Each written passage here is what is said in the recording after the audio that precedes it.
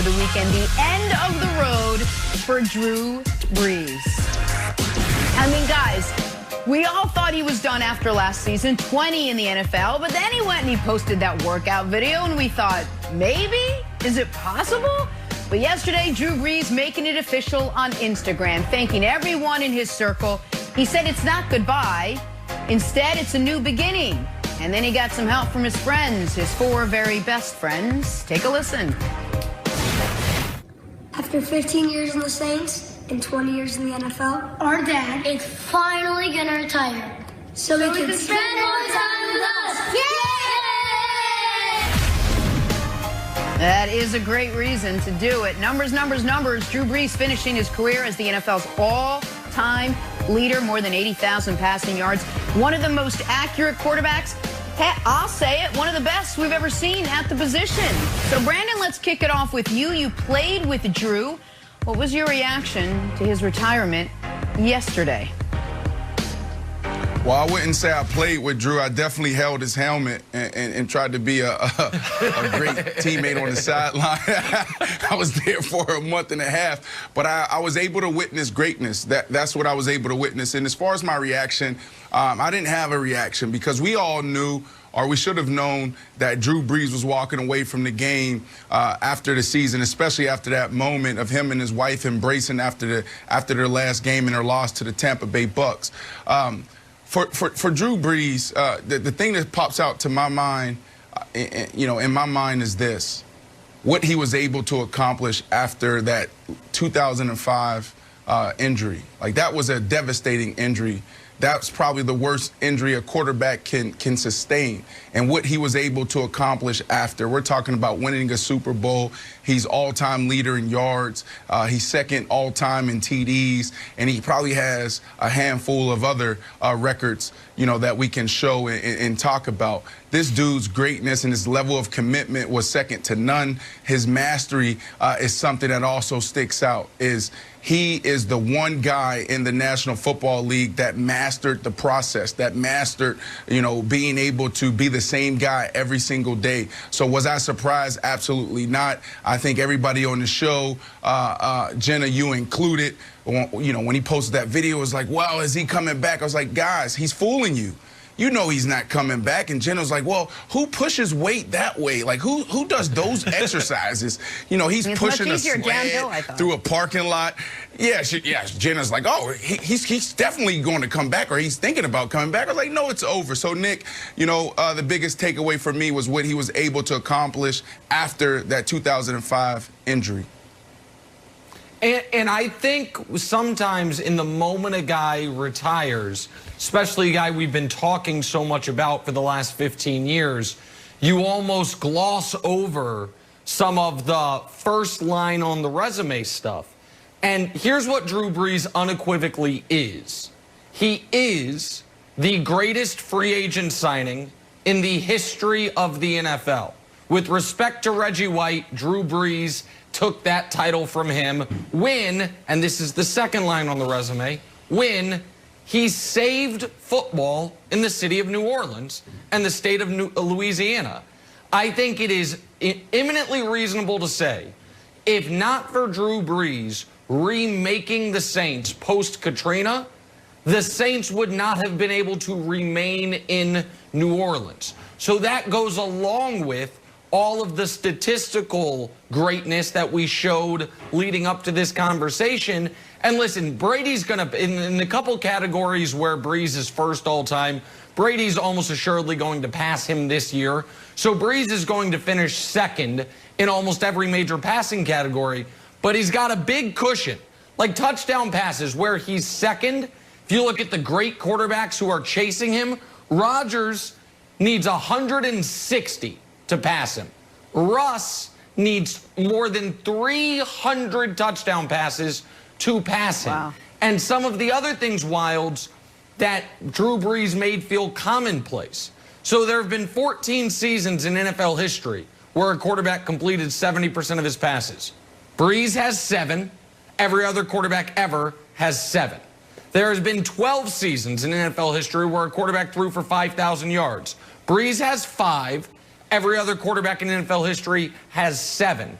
So the super high volume, super high efficiency passer, Drew Brees kind of invented that and is on a corner by himself historically in that category.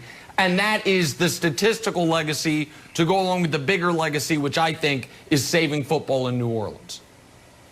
Yeah, I agree with you. You know, I'm not a Saints fan. I never saw Drew Brees play in person, but I watched a lot of Saints games, and I think Drew Brees is one of the reasons why the NFL dominates TV ratings for a few reasons. One, that style of play like Nick was talking about, the guy was just fun to watch. He had 5,000-yard seasons. He led the league in passing per game 6 times. So you knew if you turned on a Saints game, it was going to be fun to watch. Also made the Saints super relevant. Like a generation before us, guys, the Saints were just like the laughing stock of the league. They went to the playoffs 5 times since 1967. Drew Brees gets there, takes them to the playoffs 9 times.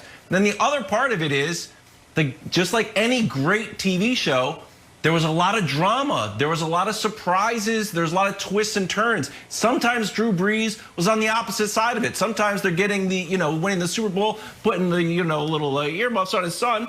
But other times, the Minnesota Miracle, the pass interference, of course, and the offensive non-call pass interference was just kind of tough. Where you're like, Drew Brees, there was so much drama there. And Nick, I think we'd be remiss if we didn't talk about the one ring, since people are bringing that up. I don't think it's a knock against the guy at all. There's only a dozen guys in the history of the NFL who have more than one ring. And when you look at the list, if you were making starting a football team from scratch with every guy at their prime, it's not like you would say oh, you know what? I definitely want Montana over Drew Brees, or I definitely want Brady over Drew Brees. I think the one ring, just because there's such a big gulf between him and Brady, doesn't really mean much. I still think you put him in that upper tier of elite guys. Well, I think let me jump in real quick, because I think this is an instructive graphic, and I want the audience to leave it up there for a moment so the audience can kind of have it sink in, because I do think there are at least a handful of guys with 2 rings that without question people say, well, Brees is better than him. Listen, Brees is better than Eli. Brees is better than Bob Greasy. Brees is better than Big Ben. As far as the modern guys with 2 rings. But Brandon, I want to show you a different graphic, because I do think that if one of these playoff runs had gone differently, I think Brees jumps a level. This is what I would consider your 15 best quarterbacks of the modern era. So with respect to guys basically starting with, don't worry, the guys pre-1970, Bart Starr, Fran Tarkington, those guys, take them out. I think Brees is a ring away if the Minneapolis Miracle doesn't happen, if the DPI is called, if maybe the pass interference on Kyle Rudolph is called, and they go on to win the Super Bowl. I think for the time being, he jumps up ahead of Rodgers. Instead, I think he's pretty securely right there, and that's where I think the legacy hit of not having the second ring comes into play, Brandon. Yeah, but Nick, you just talked about how he invented the efficient quarterback.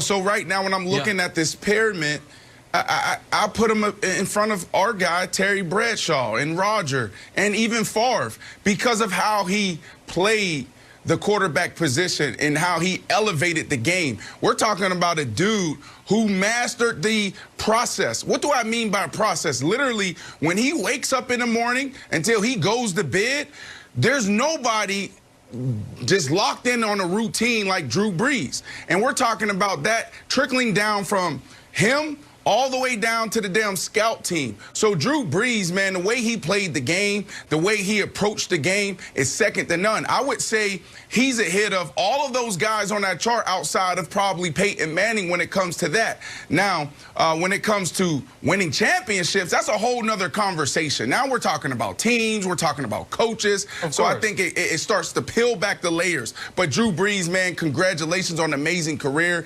And man, I can't wait to see the next chapter. So can I put you on the spot real quick? Because, listen, put me on the spot. He's one of the greatest players ever. Because you mentioned Favre. and this is going to be tough, and we'll allow you to revise over the course of the show. Rank these 3 quarterbacks: Rodgers, Favre, Brees, because that's how I would rank them. Rodgers, Favre, Brees. It sounds like I don't know where you have it. So that's those 3 guys. I give you Rodgers. All right, that's 1, and I give you Brees, then Favre, and I give you Favre like a distant 3rd. Seriously, like Rodgers, he's number 1 because Rodgers a couple years ago, about 5-6 years ago, we were talking about Rodgers going down as potentially as the greatest quarterback ever. That's what everybody was talking about, and then all of a sudden he couldn't get over the hump. The same thing we saw last year, and then insert Patrick Mahomes, and we know what Tom Brady is. Drew Brees, the numbers that I can't articulate that, those numbers better than you can. You just said it, man. You're talking about efficiency at the position. That is second to none. So we got to give respect to Drew Brees for how he approached the game and how he got it done every single Sunday for 20 years. All right, so now what's next for the New Orleans Saints? Where do they go at quarterback? They do have Taysom Hill. He does have a shiny new contract. Yeah, Nick, you hear that? We will discuss that still to come, but we got to talk a little. I love it. Tampa Tom makes Nick so happy. Hey, does Tom's extension mean he's playing until or even past?